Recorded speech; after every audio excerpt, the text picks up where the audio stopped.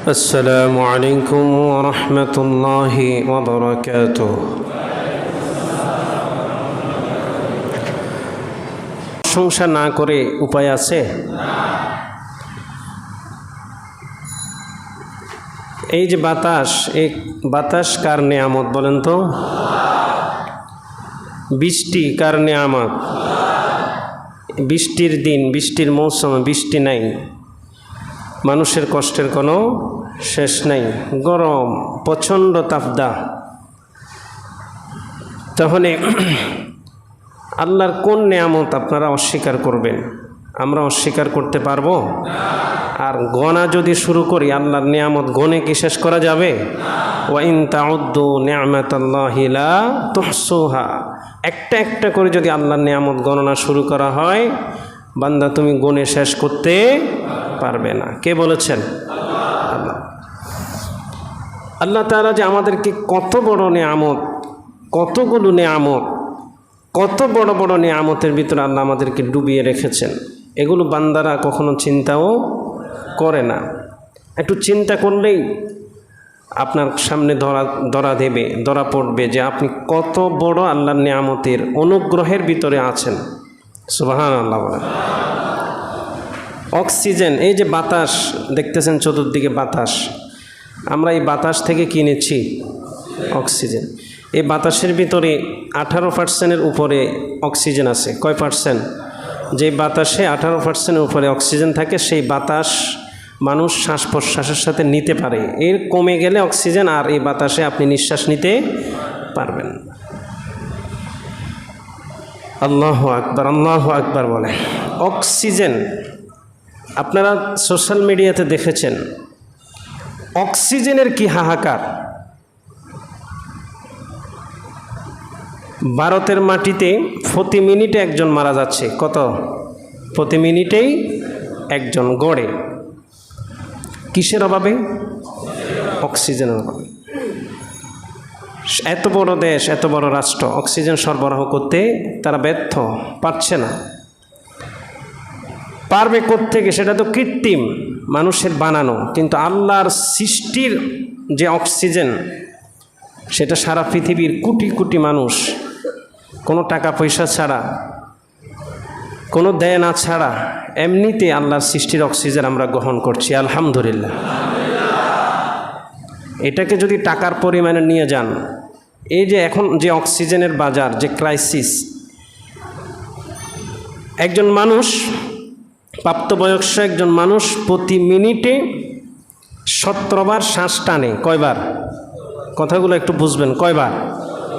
একজন প্রাপ্তবয়স্ক সুস্থ মানুষ প্রতি মিনিটে কমপক্ষে কয়বার শ্বাস টানে?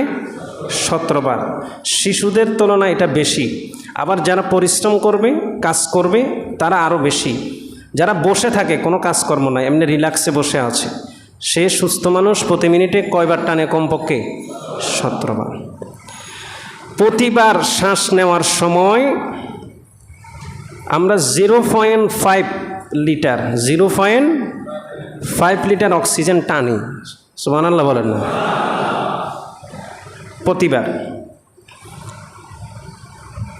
অক্সিজেন আপনার কাছে মনে হচ্ছে এটা একটা বাতাস, এটা খুব শক্তিশালী একটা জিনিস। অক্সিজেন আর নাইট্রোজেন, এই দুইটা মিলে কিন্তু পানি তৈরি হয়। এক বদনা পানি, এক বালতি পানি, ওজন কম না বেশি? বেশি, অনেক ওজন। আমাদের শরীরের 61 ভাগ হচ্ছে অক্সিজেন। সুবহানাল্লাহ বলেন। এগুলোর হিসাব অনেক লম্বা, আমি শুধু এতটুকু হিসাব দিচ্ছি। প্রতি মিনিটে আমি আপনি নিঃশ্বাস নিই কতবার? 17 বার। আর প্রতি নিঃশ্বাসে 0.5 লিটার অক্সিজেন আমরা টানি। ওই হিসাবে তাহলে প্রতি মিনিটে 17 বারে আমরা প্রায় 8 লিটার থেকে বেশি অক্সিজেন আমরা গ্রহণ করি। সুবহানাল্লাহ বলেন। তাহলে সারাদিন এবার কত? প্রতি মিনিটে যদি 8 লিটার গ্রহণ করি, সারাদিনের একটা ক্যালকুলেশন আসে প্রায় 12 লিটার অক্সিজেন আমরা গ্রহণ করি। সুবহানাল্লাহ, আল্লাহু আকবার বলেন। এটা একটা হিসাব। এটার কম বেশি আছে, এই জন্য অ্যাভারেজ, একেবারে অ্যাভারেজ একজন সুস্থ মানুষ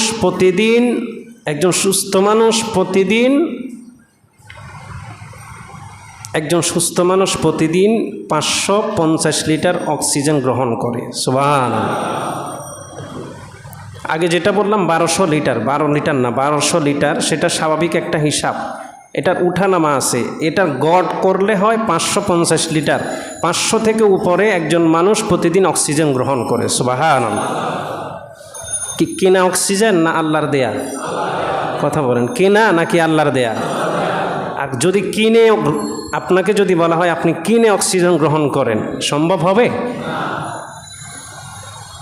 বাংলাদেশের কোটিপতি কয়জন আছে, বিলিয়নিয়ার কয়জন আছে, মিলিয়নিয়ার কয়জন আছে, তাদের দেওয়া কি সম্ভব হবে?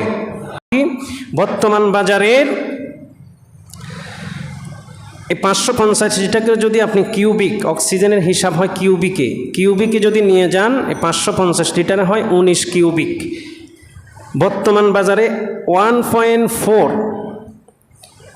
1.4 কিউবিক মিটারের একটা সিলিন্ডার, অক্সিজেনের সিলিন্ডার, দেখেন না বড় বড় গ্যাসের সিলিন্ডার মতো, 1.4 মিটারের একটা সিলিন্ডারের বাজার মূল্য সর্বোচ্চ 47,000 টাকা। কত? 47,000 টাকা। এবার এখান থেকে আপনি বোতলের দাম বাদ দেন, আমরা যে সিলিন্ডার গ্যাস কিনি বোতলের দাম আলাদা, গ্যাসের দাম আলাদা, কথা বলো ঠিক কিনা? বোতলের দাম বাদ দেন, অর্ধেক বাদ দিয়ে দেন, অর্ধেক বাদ দিলেও প্রতি 1.4 কিউবিক অক্সিজেন আপনি কিনতে লাগবে 20 থেকে 22,000 টাকা। কত? 20 থেকে 22,000 টাকা। আমরা যে দৈনিক 19 কিউবিক, কয় কিউবিক? 19 কিউবিক অক্সিজেন গ্রহণ করি, তাহলে মাত্র 1.4 কিউবিক অক্সিজেন কিনতে লাগবে 22,000 টাকা। কত লাগবে?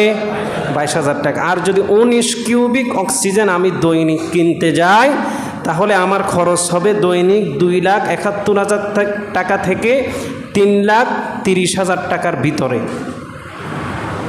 কথা বুঝেন না এখন? দৈনিক কত? 3 লাখের কাছাকাছি। দৈনিক কয় টাকা লাগবে? 3 লক্ষ টাকার কাছাকাছি।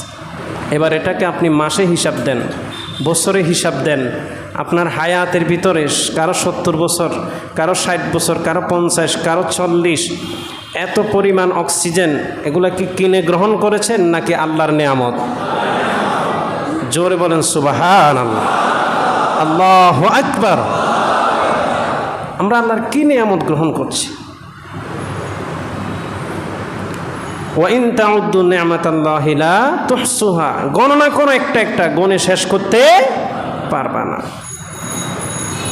আজকে ইন্ডিয়ার দিকে তাকান, একটা সিলিন্ডারের জন্য হাহাকার, একটা শ্বাস নেওয়ার জন্য দিক বিদিক ছুটতেছে, হাসপাতাল থেকে হাসপাতাল ছুটতেছে তার। অথচ আল্লাহর দেয়া কত কিউবিক অক্সিজেন আমরা দৈনিক গ্রহণ করি, মাসে গ্রহণ করি, বছরে গ্রহণ করি। আল্লাহর সে শুকরিয়া কি আমরা আদায় করতে পেরেছি? পারি না।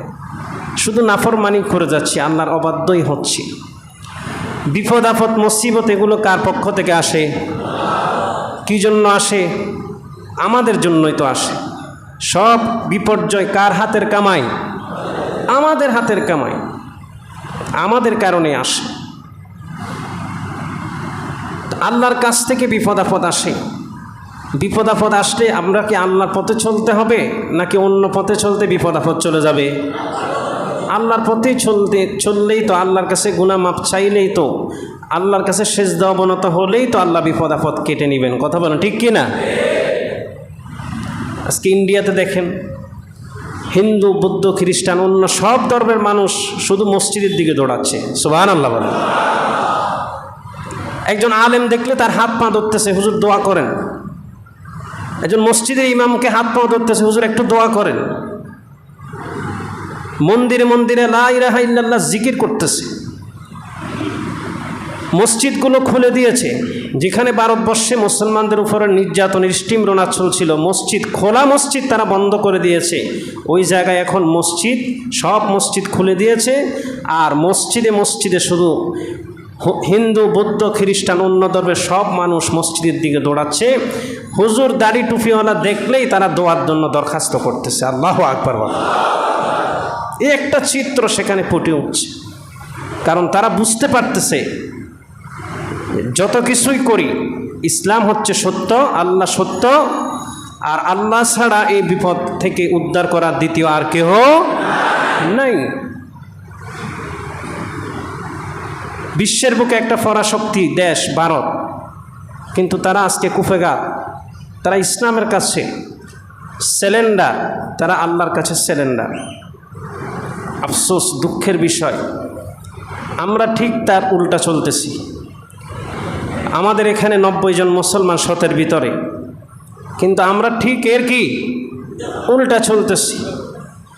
যেখানে হিন্দু, বুদ্ধ, খ্রিস্টান, ইহুদি, নাসারা, বিধর্মী তারা মসজিদমুখী হচ্ছে, আমরা মসজিদ বন্ধ করে দিচ্ছি। যেখানে তারা আলেম ওলামার শরণাপন্ন হচ্ছে, পীর সাহেবদের কাছে যাচ্ছে, খানকায় যাচ্ছে, বড় বড় দেশের বড় বড় মানুষ যারা বড় বড় পোস্টে আছে, এমপি মন্ত্রী, তারা পর্যন্ত দরবারে দরবারে দৌড়াচ্ছে একটু দোয়ার জন্য, আল্লাহর কাছে প্রার্থনার জন্য। সেই জায়গায় আমার দেশে, মুসলমানদের দেশে প্রতিদিন গড়ে ওলামা ইকরামকে গ্রেফতার করা হচ্ছে। কথা বলো ঠিক কিনা? তাদের রহমত আসবে কোত্থেকে? বিপদ যাবে কোত্থেকে? নাকি বিপদ বাড়বে? সন্দেহ আছে? এভাবে যদি চলতে থাকে, মনে হয়, আমার শঙ্কা হয়, ভয় লাগে যে ভারতের সে আযাব, সে ভারতে যেভাবে করোনার প্রকোপ চলতেছে, এর থেকেও ভয়াবহ কোনো অবস্থা আমার দেশে সৃষ্টি হয় নাকি? নাউজুবিল্লাহ বলেন। আল্লাহ আমার জাতিকে হেফাজত করেন। ওলামা ইকরামের চোখের কান্না, চোখের পানি, ওলামা ইকরামের উপর জুলুম নির্যাতন কখনো কোনো জাতির কল্যাণ বয়ে ইতিহাস দেখেন। এজন্য আমাদের সদুদয় হওয়া উচিত, আমাদের সহি বুঝ চলে আসা উচিত, আমাদের শুভবুদ্ধির উদয় হওয়া উচিত যে এই দিন দিন নয়, আরো দিন আছে। আমরা এখন যে ক্ষমতা, যে পাওয়ারের বড়াই করতেছি, দুনিয়াতে যুগে যুগে অনেক মানুষ এর থেকে বেশি পাওয়ারে ছিল, এর থেকে বেশি ক্ষমতা তাদের কাছে ছিল, কিন্তু তুচ্ছ কিছুই এই দুনিয়াতে টিকে নাই। ওলামা ইকরামের চোখের কান্না, আলেমদের চোখের কান্না, নবীদের চোখের কান্নার পানি যেখানে পড়েছে, মাজলুমের আহাজারির 2 হাত আসমানের দিকে যখনই উত্তোলিত হয়েছে, সমস্ত জালেম শাসক, সমস্ত খোদাদ্রোহী, সমস্ত ক্ষমতাবানদের মসনদ নিস্তেনাবুদ হয়ে গিয়েছে। কথা বলো ঠিক কিনা? ইতিহাস দেখেন, 1000 বছরের ইতিহাসে যেতে হবে না, 100 বছরের ইতিহাসের দিকেও যদি তাকান, অনেক প্রমাণ এই দুনিয়াতে আছে।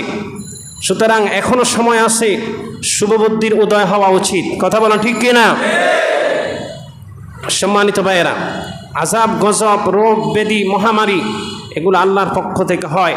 মুসলমান না বুঝলেও হিন্দুরা বুঝে গেছে। কথা বলেন ঠিক কিনা?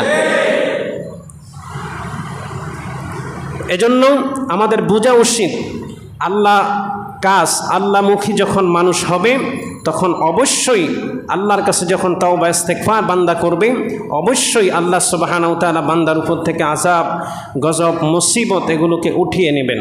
আল্লাহুম্মা আমিন। সম্মানিত ভাইয়েরা, আজকের আরও একটা ঐতিহাসিক প্রেক্ষাপট আছে। আজকে কত রমজান বলেন তো দেখি?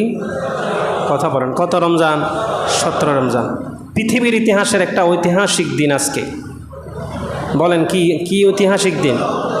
বদরের যুদ্ধ। আলহামদুলিল্লাহ, আপনারা জানেন বদরের যুদ্ধ পৃথিবীর ইতিহাসের সত্য এবং মিথ্যার একটা মাপকাঠি আজকে তৈরি হয়েছিল। আলহামদুলিল্লাহ, পৃথিবীর ইতিহাসের এমন কোন যুদ্ধের নজির নাই বদরের যুদ্ধের ইতিহাসের সাথে মিলবে। সুবহানাল্লাহ বলেন। যে যুদ্ধের কথা আল্লাহ কোরআনে বলেছেন, আল্লাহু আকবার।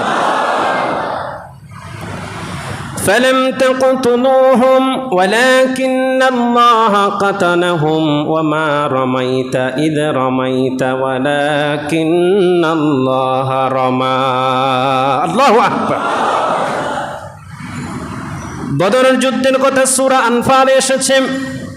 যাদের দেখার সময় সুযোগ আছে 9 থেকে 14 নম্বর আয়াত পর্যন্ত দেখবেন, অর্থ এবং তাফসীর সহ দেখবেন।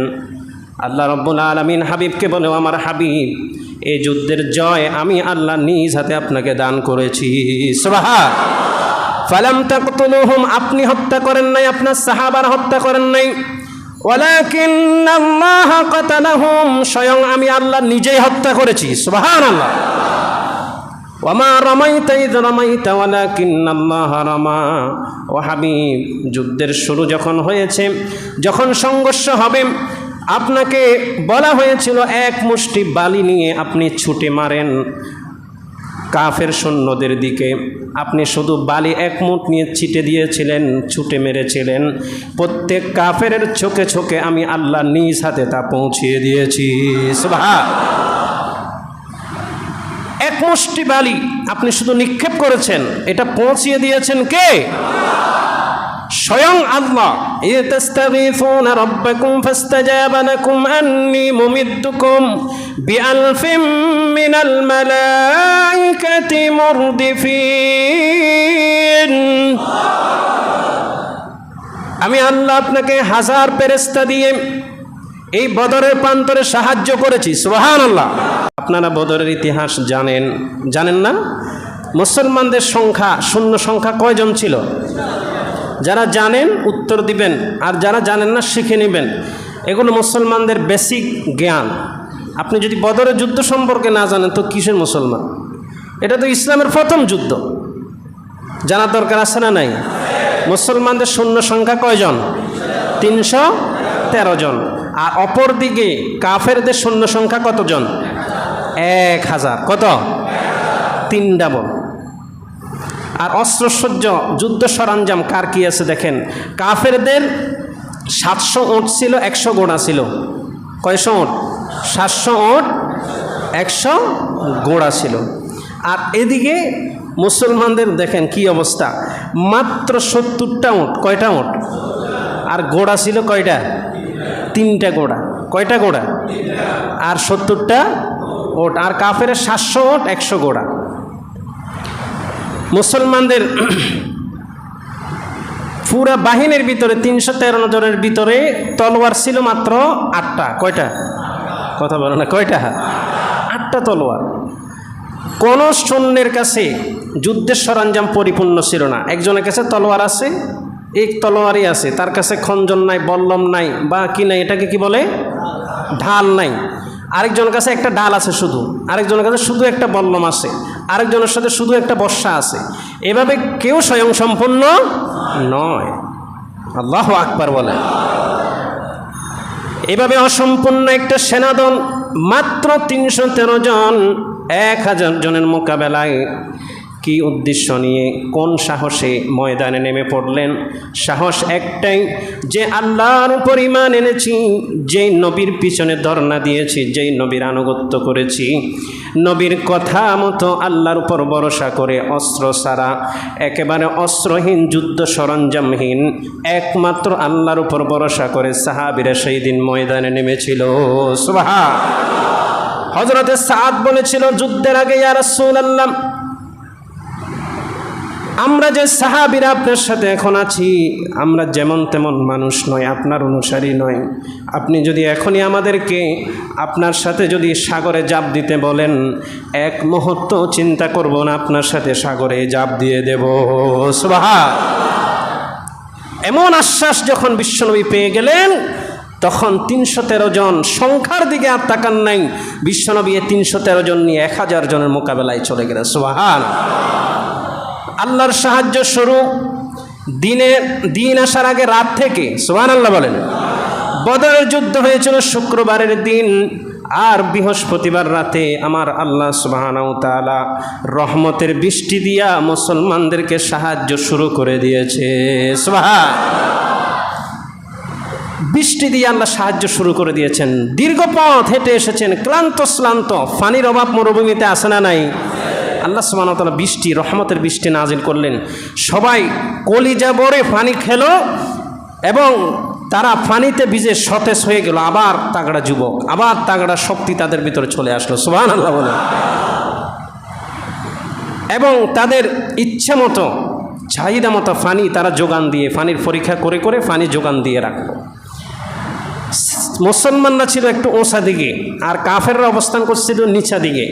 এখন বৃষ্টির পানি যখন উপরের দিক থেকে এভাবে আসলো, উপরের যে ময়লা কাদা ছিল যেগুলো কাদা হয়ে যেত, এই মাটিগুলো সরে নিচে চলে আসছে, নিচে সব কাদা। সুবহানাল্লাহ বলে। এখন কাফেররা এক পা হাঁটে, দুই পা গাড়ে। এখানে খেলা কাজ চলতেছে। এভাবে আল্লাহ বদরের যুদ্ধে মুসলমানদেরকে সাহায্য করেছিল। প্রত্যেকটা আঘাত মুসলমানদের ৩১৩ জনের সাহাবীর প্রত্যেকটা আঘাত, একটা আঘাত বদরের ময়দানে মিস হয় নাই। সুবহানাল্লাহ। কারণ কি? কারণ হচ্ছে এই আঘাত যদিও সাহাবীদের হাতে দেওয়া হচ্ছে, কিন্তু আঘাত জায়গা মতো পৌঁছিয়ে দিচ্ছেন কে? আরো জোরে বলেন কে? একটা তীর নিক্ষেপ, একটা আপনার কি বলেন নিশানা কখনো মিস হয় নাই। যাকে যেখান দিয়ে মেরেছে সেখান দিয়ে শেষ। সুবহানাল্লাহ বলেন। একে একে ৭০ জন শেষ করে দিয়েছেন। কয়জন? ৭০ জন। আর বদরের যুদ্ধে বড় বড় বাঘা বাঘা আপনার কি বলে ক্ষমতা, কেমন ক্ষমতাশালী ছিল তারা। বদরের যুদ্ধের নেতৃত্ব দিয়েছে কাফেররা, একজনকেও ছাড় দেয় নাই। ৭০ জনকে কুচুকাটা করে ৭০ জনের গলায় রশি বেঁধে আল্লাহ সুবহানাহু ওয়া তাআলা এমন বিজয় দান করলেন পৃথিবীর ইতিহাসে, দ্বিতীয় আরেকটা নজির কিয়ামত পর্যন্ত আসবে না। ৭০ জনকে জাহান্নামে পাঠিয়ে ৭০ জনকে বন্দি করে, আর মাত্র ১৪ জন মুসলমান সাহাবা, বীর সিপাহ সালার, বীর মুজাহিদ শাহাদাতের পেয়ালা পান করে বদরের যুদ্ধে বিজয়ের নিশানা উড্ডীন করে হাজার হাজার গনিমতের মাল বদরের যুদ্ধ থেকে লব্ধ করে মদিনার দিকে বীর বেশে বিশ্বনবী রওনা করেছেন। সুবহানাল্লাহ, আল্লাহু আকবার বলেন। এই সেই আজকের দিন, বদরের দিন। এই যুদ্ধ পৃথিবীর ভিতরে যুদ্ধ যখন শুরু হবে, বিশ্বনবী নামাজে দাঁড়ালেন, আল্লাহর কাছে হাত তুললেন, বললেন, আল্লাহ আজকে আপনি যদি চান এই পৃথিবী থেকে, দুনিয়া থেকে আপনাকে সেজদা করনেওয়ালা আজকে শেষ হয়ে যাবে, নিঃশেষ হয়ে যাবে। আজকে আপনি যদি এটা না চান যে এই পৃথিবী থেকে আপনাকে সেজদা করনেওয়ালা, ডাকনেওয়ালা মানুষ বাকি থাকুক, তাহলে আমাদেরকে এই বদরে আপনি বিজয় দান করবেন। সুবহানাল্লাহ। নবীর দোয়া মিস আছে? নবীর দোয়া কখনো বিফলে যায়? আল্লাহ দোয়া কবুল করেছেন। আল্লাহ সুবহানাহু ওয়া তাআলা কুদরতিভাবে সাহায্য করেছেন। বদরের প্রান্তরে মুসলমানরা বিজয় লাভ করেছে। সেই বদরের প্রান্তরের সেই উদ্দীপনা, সেই বদরের প্রান্তরের যে সেই সাহস, বদরের প্রান্তরের সেই শিক্ষা এখনো মুসলমানদের প্রয়োজন আছে না নাই? কথা বলেন, আছে না নাই? খাঁটি ইমানদার, খাঁটি মুসলমান ৩১৩ জনই যথেষ্ট। আর বেঈমান মুনাফিক বর্তমানে মুসলমানদের সংখ্যার ভিতরে, সংখ্যায় যদিও দেখা যায় ১০০ কোটি মুসলমান, কিন্তু এখানে যদি আপনি ইমানের মাপকাঠিতে যখন মাপবেন, দেখবেন অর্ধেকের উপর মুনাফিক, বেঈমান। কথা বলেন ঠিক কিনা? মুনাফিক ভরে গেছে আজকে মুসলমানদের ভিতরে। এই কারণে মুসলমানদের আজকে বিজয় নিশ্চিত হচ্ছে না। মুসলমানরা সব জায়গায় বেজে যাচ্ছে, মুসলমানরা সব জায়গায় মার খাচ্ছে, মুসলমানরা সব জায়গায় জুলুমের শিকার হচ্ছে, নির্যাতনের শিকার হচ্ছে। আর যদি বদরি সাহাবীদের মতো ৩১৩ জন ইমানদার, ৩১৩ জন আল্লাহ প্রেমী, রসুল প্রেমী, ইমানের শক্তিতে বলিয়ান মজবুত মুসলমানও যদি ঠিক থাকতো, তাহলে পৃথিবীর বুকে কোনো পরাশক্তি মুসলমানদের সামনে এসে দাঁড়ানোর সাহস পেত না। কথা বলো ঠিক কিনা? সেই বদরের চেতনা আমরা গ্রহণ করি। আল্লাহ যেন আমাদেরকে বদরের চেতনায় উজ্জীবিত করেন। সকল বলেন আমিন। আরও জোরে বলেন আমিন। সম্মানিত ভাইয়েরা, করোনার এই প্রাদুর্ভাব থেকে বাঁচতে হলে, রোগ ব্যাধি থেকে বাঁচতে হলে সাহায্য চাইতে হবে কার কাছে? রমজান মাস, রহমতের মাস, বছরের শ্রেষ্ঠ মাস, কোরআন নাজিলের মাস, শবে কদরের মাস, এরকম রহমত বরকত মাগফিরাতের মাস, আল্লাহর অফুরন্ত নেয়ামতের মাস। এই মাসেও যদি আমরা আল্লাহর কাছ থেকে নিজেদের কৃত পাপ, নিজেদের কৃত গুনাহ যদি ক্ষমা করে না নিতে পারি, তাহলে আমাদের মতো কপাল পড়া দ্বিতীয় আরেকজন নাই। এজন্য আল্লাহর কাছে বেশি বেশি ক্ষমা চাইতে হবে। আল্লাহ আমাদের জীবনের গুনাহগুলি মাফ করে দেন। আরও জোরে বলি আমিন। আমাদের আব্বা আম্মার জীবনের গুনাহগুলি মাফ করে দেন, আমাদের ওস্তাদদের জীবনের গুনাহগুলি মাফ করে দেন, সমস্ত বিশ্ব মুসলিম উম্মার জীবনের গুনাহগুলি মাফ করে দেন, আমাদের যত মুরব্বীরা কবরবাসী তাদের জীবনের গুনাহগুলি মাফ করে দেন। এভাবে সবসময় ইস্তেগফার করতে হবে, সবসময় গুনাহ মাফ চাইতে হবে। রমজানুল মুবারককে আমরা গনিমত মনে করি, জীবনের শেষ রমজান মনে করি, আমরা ইবাদত বন্দেগীকে এটাকে অতিবাহিত করতে হবে। পারবো তো ইনশাআল্লাহ? দেখতে দেখতে 17টা তো চলে যাচ্ছে, কথা বলেন ঠিক কিনা? রমজান আসতেছে আসতেছে, এসে গেল আবার চলেও যাচ্ছে। সময় কারো জন্য অপেক্ষা করে না। কথা হলো আপনি আমি কতটুকু কি করতে পারলাম, আপনি আমি কতটুকু কোরআনের সাথে সম্পৃক্ত হতে পারলাম, কতটুকু সালাতের সাথে সম্পৃক্ত হতে পারলাম, কতটুকু দান সৎকার সাথে সম্পৃক্ত হতে পারলাম, কতটুকু ভালো কাজের সাথে সম্পৃক্ত হতে পারলাম, নিজের জীবন থেকে খারাপ কতটুকু বাদ দিতে পারলাম, এগুলো হচ্ছে বিবেচনার বিষয়, ভাবার বিষয়। রমজান আসবে যাবে, কথা বলেন ঠিক কিনা? বছরের পর বছর ঘুরে আসতেছে, কিন্তু আমাদের পরিবর্তন হওয়াটা হচ্ছে মুখ্য। আল্লাহ যেন আমাদেরকে সেভাবে গড়ে ওঠার তৌফিক দান করে, আমিন। আল্লাহর খাস বান্দা হিসেবে যেন আল্লাহর দরবারে নাম লেখাতে পারি, সেই তৌফিক দান করেন, আমিন। আর এভাবেই যদি আমরা আমাদেরকে আল্লাহর দরবারে সঁপে দিতে পারি, তবেই করোনা আর আমাদের কাছে থাকবে না। করোনার আযাব গজব থেকে আল্লাহ আমাদেরকে হেফাজত করবেন, কথা বলেন ঠিক কিনা?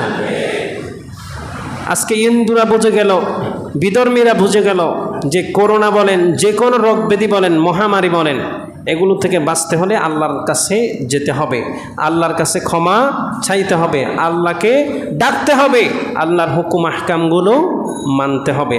আমাদেরকেও তাদের সেই বুঝ যেন আমাদের ভিতরে ঢুকে, সেই তৌফিক আল্লাহ দান করুক, বলেন আমিন। সম্মানিত ভাইরা, আজকে কথা বলার বিষয় ছিল, আজকে 17 রমজান, সামনেই আমাদের এতেকাফের সময় আসতেছে। এতেকাফ শুরু হলে শবে কদরের সময় আসতেছে, কথা বলেন ঠিক কিনা? আবার সামনে আমাদের খুঁজতে চায়, তবে সে যেন রমাদানের শেষ 10 রাত্রিতে সেটাতে খোঁজ করে। সুবহানাল্লাহ বলেন। 10 রাত খুঁজবেন, 1 রাত পেয়েই যাবেন ইনশাআল্লাহ। কোনো ভুল নাই, কোনো মিস নাই, কথা বুঝে আসছে? আর যদি 1 রাত খুঁজেন, মিস আছে না নাই? 100 ভাগ মিস আছে। বিশ্বনবী আরো সহজ করে দিচ্ছেন, দেখেন রহমতের নবী, সুবহানাল্লাহ বলেন। বান্দা হয়তো 10 রাত লাগাতার জাগতে কষ্ট হতে পারে, আরো সহজ করে দিচ্ছেন, দেখেন কিভাবে। তোমরা রমজানের ফালতামিসুহা ফিল আশরিল আওয়াখির ফাইন দাআফা আহাদুকুম আও আজাজা ফালা ইউগলাবান্না আলা সাবঈল বাওয়াকি। তোমাদের রমজানের শেষ 10 রাত্রিতে লাইলাতুল কদরের সন্ধান করবে, এটা হচ্ছে নিয়ম। যদি কেউ একান্তই দুর্বল হয়, কি হয়? দুর্বল হয়, অসুস্থ হয়, বিভিন্ন কারণে দুর্বল, সে 10 রাত জাগ না থাকতে পারবে, তবে সে অন্তত শেষ 7 রাত, কয় রাত? শেষ 7 রাতের ব্যাপারে যেন কোনো দুর্বলতা প্রকাশ না করে। 10 রাত তো এটা করবেন, এটা নিয়ম। যদি কেউ না পারে যে কোনো কারণে, তাহলে সে শেষ 10 রাত, শেষ কয় রাত? শেষ 7 রাত, শেষ 7 রাত সে কি করবে? মিস করবে না। সে 7 রাত যেন সে ইবাদত বন্দেগী কাটায়। বিশ্বনবী আরো সহজ করতেছেন, সুবহানাল্লাহ বলেন। রহমতের নবী, মায়ার নবী, উম্মতের জন্য কত মায়া, যে হয়তো 7 রাতে মনে হয় পারবে না, এই জন্য আরো সহজ করতেছেন। কিভাবে? ইন্নী উরিতু লাইলাতাল কদরি সুম্মা উনসিতুহা আও নুসাইয়িতুহা ফালিয়ালতামিসুহা ফিল আশরিল আওয়াখির ফিল ভিতর। বিশ্বনবী বলছেন, আমাকে লাইলাতুল কদর দেখানো হয়েছে। কে দেখিয়েছেন? আল্লাহ দেখিয়েছেন। এবং আমাকে দেখানোর পরে এটা আবার আমার জিহান থেকে, মেধা থেকে আল্লাহ সেটাকে বুলিয়ে দিয়েছেন, সুবহানাল্লাহ। অতএব তোমরা শেষ 10 রাতের বেজোট রাত যেগুলো আছে, বেজোট রাত যেগুলো আছে সেগুলো তোমরা মিস করবে না। এই বেজোট রাতের ভিতরেই লাইলাতুল কদর আছে, সুবহানাল্লাহ। আল্লাহু আকবার বলেন। এখন 10 থেকে কমিয়ে কতই চলে আসলো? 5। সহজ হয় নাই নাকি এখনো কঠিন আছে? তাহলে একেবারে ডাইরেক্ট মানে পরীক্ষা ছাড়া ফাঁস করে দেব নাকি? লেখার দরকার নাই। আমরা বসে থাকি পরীক্ষা ছাড়া, স্যার পরীক্ষা ছাড়াই পাস, যেমন এখন চলতেছে পরীক্ষা ছাড়া পাস।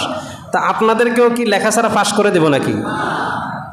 একটু লেখেন না, একটু নিজের নাম ঠিকানাগুলো ক্লাসের নামটা হলেও লেখেন, ফার্স্ট পেজে 2-3টা আনসার হলেও করেন, তারপর বাকিটা দেখব।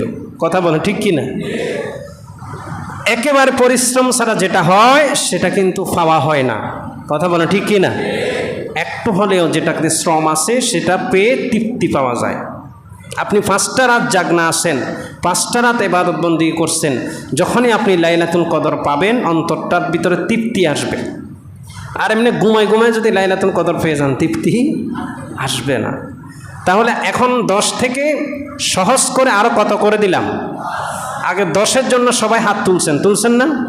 বুঝে তুলছেন না বুঝে তুলছেন? বুঝেই তুলছেন। 10 রাত যদি ইবাদত বন্দেগী করেন লস আছে? লস তো নাই।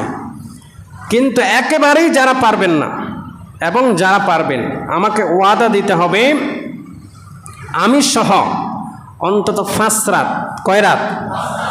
বেজোট যে রাত আছে 20 থেকে শুরু 21, আমার সাথে বলেন 21, 23, 25, 27, 29, এই 5টা রাত অন্তত তারাবির পরে, এশারের পরে রাতের একটা অংশে অন্তত 7 রাকাত, 8 রাকাত, 10 রাকাত, 12 রাকাত নামাজ, আধা ঘন্টা 1 ঘন্টা তেলাওয়াত, আধা ঘন্টা তাসবিহ তাহলিল তাওবা ইস্তেগফার। কে কে করতে পারবেন একটু হাত তুলেন তো দেখি। আল্লাহ আপনার বান্দাদেরকে কবুল করেন। মাশাআল্লাহ, পারবেন তো সবাই? মসজিদে এসে করার দরকার, বাসায় বসে নির্জনে বসে অথবা মসজিদে বসে যে কোনো পবিত্র জায়গায় বসে একা একা নিজে নিজেই আপনি এভাবে উদযাপন করেন, ইনশাআল্লাহ গ্যারান্টি দিতে পারবো 100% আপনি লাইলাতুল কদর পাবেন ইনশাআল্লাহ। জোরে বলেন ইনশাআল্লাহ। এবার আরেকটা পদ্ধতি ফর্মুলা দিই লাইলাতুল কদর পাওয়ার জন্য, সেটা হচ্ছে এতেকাফ। সেটার নাম কি? এতেকাফ। বিশ্বনবী বলছেন এতেকাফ, এই এতেকাফটাই একটা ইবাদত। এতেকাফে থেকে ইবাদত বন্দেগী করবে সেটা পরে, কিন্তু এতেকাফটাই একটা কি? ইবাদত। সুবহানাল্লাহ বলেন। এতেকাফটাই একটা ইবাদত। বিশ্বনবী যতদিন জীবিত ছিলেন তিনি এতেকাফ করেছেন রমজানের শেষ 10 দিন এবং 20 দিন, রমজানের শেষ 20 দিনও এতেকাফ করেছেন তিনি লাগাতার। শেষ 10 দিন তো সবসময় কন্টিনিউ করেছেন। বিশ্বনবী দুনিয়া থেকে ওয়াফাত নিলেন, যতদিন পর্যন্ত এই দুনিয়াতে বিশ্বনবীর স্ত্রীগণ জীবিত ছিলেন, একেবারে শেষ স্ত্রী পর্যন্ত হযরত আম্মাজান আয়েশা সিদ্দিকা রাদিয়াল্লাহু তাআলা আনহু যতদিন জীবিত ছিলেন ততদিন শেষ দশকে উনারা ঠিক ওই জায়গায় এতেকাফ বসেছেন। সুবহানাল্লাহ বলেন। তাহলে গুরুত্ব কম না বেশি? বিশ্বনবী বলেন মাম্মাশা ফি হাজাতি আখিহি কানা খায়রান লাহু মিন ইতিকাফিহি 10 সিনিন ওয়া মান ইতাকাফা ইয়াওমান ইবতিগা ওয়াজহিল্লাহ জাআলাল্লাহু বাইনাহু ওয়া বাইনান নারি 3 খানাদিক কুল্লু খান্দাকিন আবআদু মিম্মা বা'দাল খাফিকাইন। যদি কেউ তার মুসলিম ভাইয়ের কোনো প্রয়োজন পূরণ করার জন্য, মুসলিম ভাইয়ের কোনো প্রয়োজন পূরণ করার জন্য, প্রয়োজন মেটাতে, কোনো জরুরতে, কোনো কাজে কোনো মুসলিম ভাই বিপদে পড়েছেন, এই যে এখন করোনার সময় অক্সিজেন লাগতেছে, আপনি সারা এলাকা খুঁজে তার জন্য অক্সিজেনের ব্যবস্থা করে দিলেন অথবা তাকে হাসপাতালে নিয়ে গেলেন, তার যে কোনো কাজে আপনি যদি তার সাথে বের হন, হাঁটেন, আল্লাহ রব্বুল আলামিন আপনার আমলনামার ভিতরে 10 বছর লাগাতার এতেকাফ করার সওয়াব দান করবেন। সুবহানাল্লাহ। একজন মুসলিম ভাইকে সহযোগিতা করা, তার যে কোনো কাজে তাকে সহযোগিতা করা, হালাল কাজে, ভালো কাজে, তার বিপদ আপদে তাকে সহযোগিতা করলে আল্লাহ 10 বছর এতেকাফের কি দেন? সওয়াব দেন। আর একদিন এতেকাফ করলে কি লাভ? একদিনের জন্য যদি কেউ এতেকাফ করে আল্লাহকে রাজি খুশি করার জন্য, তাহলে তার থেকে জাহান্নামকে আল্লাহ দূরে সরিয়ে দেন 3 খন্দক। কয় খন্দক? 3 খন্দক পরিমাণ দূরে আল্লাহ জাহান্নামকে সরিয়ে দেন। সুবহানাল্লাহ বলেন।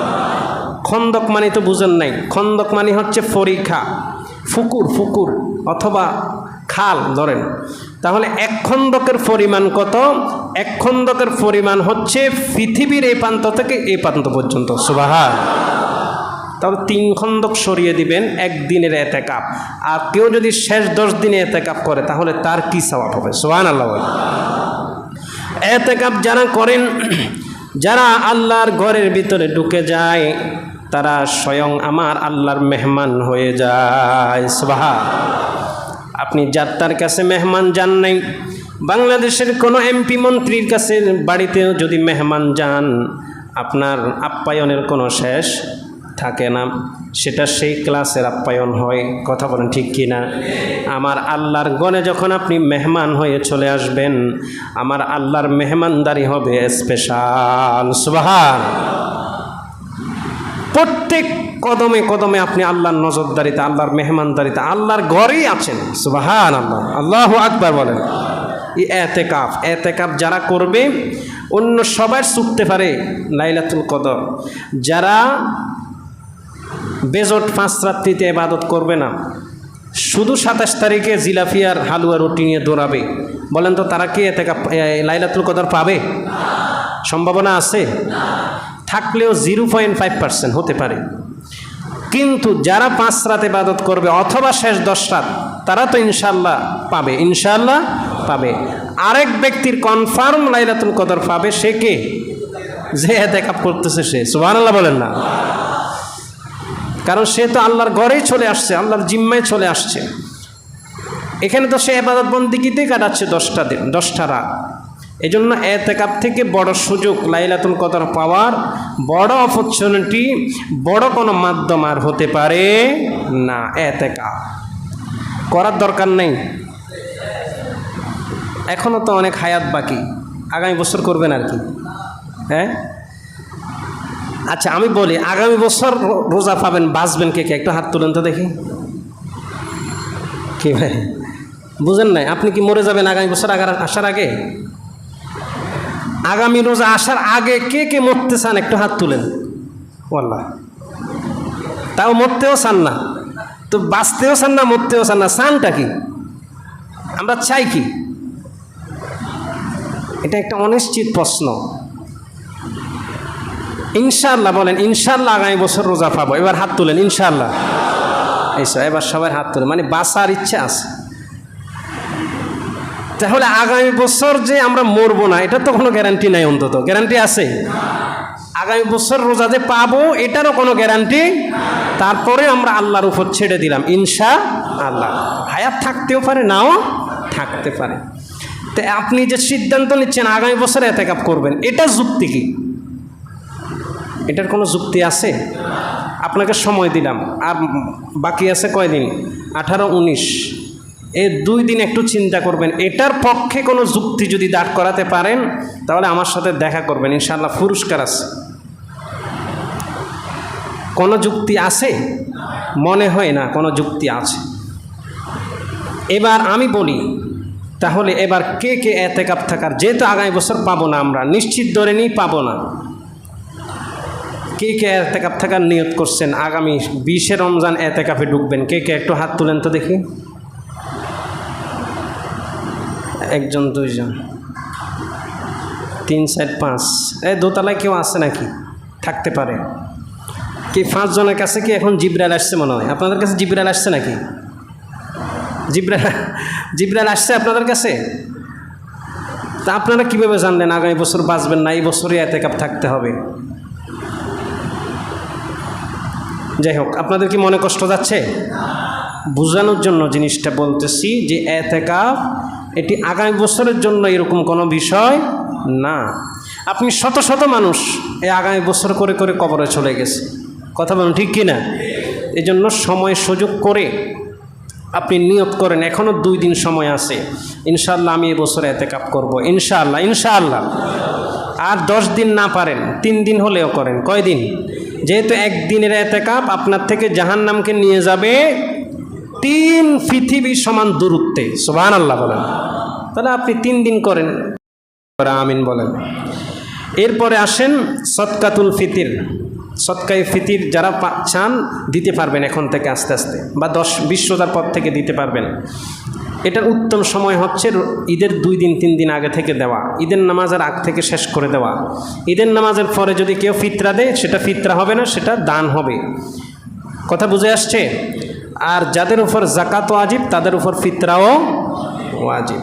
আর যদি কেউ ঈদের দিন সকালবেলায়ও জাকাত ওয়াজিব হওয়া পরিমাণ সম্পদের মালিক হন, সেও সদকাতুল ফিতর দিতে হবে।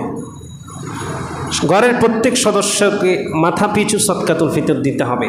এখন পরিমাণ কি? সদকাতুল ফিতরের ইসলামিক ফাউন্ডেশনের ঘোষণা, সর্বনিম্ন স্তর যাদের তৌফিক একেবারে নিম্নে তাদের জন্য 70 টাকা। কয় টাকা? সদকাতুল ফিতরের সবচেয়ে উত্তম দেওয়া হচ্ছে খাদ্য। উত্তম দেওয়া কি? খাদ্য। গম, চাউল, যেগুলো আমাদের দেশের জাতীয় খাদ্য মানুষ খায়, এগুলো দেওয়া হচ্ছে উত্তম। এর বাইরে আপনি টাকাও দিতে পারেন কাউকে। এক ফিতরা আপনি অনেকজনকে দিতে পারেন, আবার অনেক ফিতরা একজনকেও দিতে পারেন, কোনো অসুবিধা নাই। খাদ্য দিতে পারলে ভালো, খাদ্য দেওয়ার চেষ্টা করবেন। আটা, ভালো আটা যেটা 1 কেজি 650 গ্রাম। কত? 1 কেজি 650 গ্রাম, অথবা 3.5 কেজি, 3 কেজি 400 গ্রাম, এই পরিমাণগুলো দিবেন তৌফিক অনুযায়ী। আপনার কাছে 1 কেজি 650 গ্রাম দেওয়ার তৌফিক আছে, আপনি সেটা দেন। আরেকজনের কাছে 3 কেজি 400 গ্রাম দেওয়ার সামর্থ্য আছে, সে যদি এটা দেয় তাহলে এটাকে ঠিক হবে? ঠিক হবে না, সে ওইটা দিতে হবে। আরেকজনের কাছে তৌফিক আছে, সে 3 কেজি 400 গ্রাম খেজুর দিতে পারবে, খেজুর দেওয়ার মতো সামর্থ্য আছে, সে খেজুর দিবে। আরেকজনের কাছে তৌফিক আছে, সে কিশমিশ দিতে পারবে, সে কিশমিশ দিবে। শুধু সদকাতুল ফিতর ইসলামিক ফাউন্ডেশন ঘোষণা করে দিলে 70 টাকা, আর আপনি ডালাওভাবে সবাই 70 টাকা দিচ্ছেন, আদায় হবে না। কিয়ামত পর্যন্ত দিলেও আদায় হবে না। আপনার এবিলিটি অনুযায়ী, তৌফিক অনুযায়ী আপনাকে দিতে হবে। সর্বোচ্চ 3.5 কেজি, 3 কেজি 700 গ্রাম খেজুর, 700 গ্রাম কি খেজুর পরিমাণের মূল্য, অথবা খেজুর 3 কেজি 400 গ্রাম ফনির, এটা একটা দামি জিনিস, এটাও দিতে পারেন। অর্থাৎ সর্বোচ্চর দিকে গেলে আপনার প্রায় 2500 টাকার মতো আসবে একটা ফিতরা। কয়টা ফিতরা? একটা ফিতরা। তাহলে এভাবে ব্যালেন্স করে আমরা কি করব? সদকাতুল ফিতর আদায় করব ইনশাআল্লাহ। নিচে কত? কথা বলেন, নিচে কত? 70 টাকা। আর উপরে আরও বাড়াই দিলেও কোনো অসুবিধা নেই। আল্লাহ যেন আমাদেরকে তৌফিক দান করে, বলেন আমিন। রমজান মুবারকের এই যে চলে গেল রোজাগুলো, সিয়ামগুলো, আল্লাহ যেন সেগুলো কবুল করে, বলেন আমিন। সামনের রোজাগুলো যেন আল্লাহ সুস্থভাবে, সুন্দরভাবে থাকার তৌফিক দান করে, সকলে বলেন আমিন। আমাদের মসজিদে খতমে তারাবি হচ্ছে, আপনারা জানেন। এখানে তারাবি পড়েন কে কে? একটু হাত জাগান তো দেখি। আলহামদুলিল্লাহ, অনেকে পড়েন, হাত নামান। আপনাদের কেমন লাগে? আলহামদুলিল্লাহ, আমরা চেষ্টা করি আস্তে আস্তে পড়ার জন্য, এবং সময়ও নিয়ে অনেক সময়। তারপরে আলহামদুলিল্লাহ আপনার ধৈর্য সহকারে পড়তেছেন, শুকরিয়ার বিষয়, আলহামদুলিল্লাহ। তা আমরা শেষ করার কথা ছিল 20 রমজান। কত রমজান? 20 রমজান। কিন্তু আমাদের সিদ্ধান্ত পরিবর্তন হয়েছে, আমরা 24 রমজান 25 তারাবি। 24 রমজান কয় তারাবি? 25 তারাবি। অর্থাৎ আগামী শুক্রবারে খতমে তারাবি মসজিদে শেষ হবে খতমে তারাবি শেষ, তারাবিও শেষ হয় নাই, আরও চলবে। রোজা শেষ, তারাবি শেষ, মনে থাকবে তো ইনশাআল্লাহ। কিন্তু এটা তো সচরাচর হয় না। তারাবি শেষ হলে দেখা যায় কি পিছনে এক কাতার নাই। কিরে কই গেল এরা? এরা মার্কেটে গেছে। মার্কেট যা আছে আগে করে ফেলেন, শেষ দশক এগুলো ইবাদত বন্দিগিতে কাটাতে হবে, পারবো তো ইনশাআল্লাহ। তো খাতমে তারাবি শেষ হবে আগামী জুমায় ইনশাআল্লাহ। কোরআনকে সম্মান করা সওয়াব আছে না নাই? সম্মান কিভাবে করবেন? এই যে ঈদ আসতেছে সামনে, আপনার একেবারে কাছের মানুষ যেগুলো, এই মানুষগুলোকে যদি কিছু হাদিয়া দিতে চান, কি দিতে চান? হাদিয়া দিতে চান, একটা জামা কাপড় কিনে দিবেন বা হাদিয়া দিবেন, যেটা অ্যামাউন্ট কম, নর্মাল কোনো জামা কি আপনি দিতে চাইবেন? এটা কাছের মানুষ, আরে মামুন ভাইকে কিভাবে আমি এই জামাটা দিই, তাকে কিভাবে 1000 টাকা হাদিয়া দিই, এটা দেখতে কেমন দেখায়? কথা বলেন ঠিক কি না? কারণ কি, সে আপনার কাছের মানুষ, এটা মানায় না। স্ত্রীর সাথে বোঝাপড়া করতেছেন, তাকে কি দেওয়া যায়?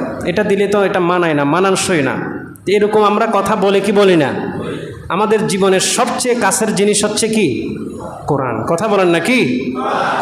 কোরআনের ব্যাপারে যখন হাদিয়ার কথা আসে, তখন মুসলমানের চিন্তাভাবনা যে এত নিচে নামতে পারে, এগুলো চোখে না দেখলে বোঝা যায় না, 2 টাকা 5 টাকা পর্যন্ত পড়ে।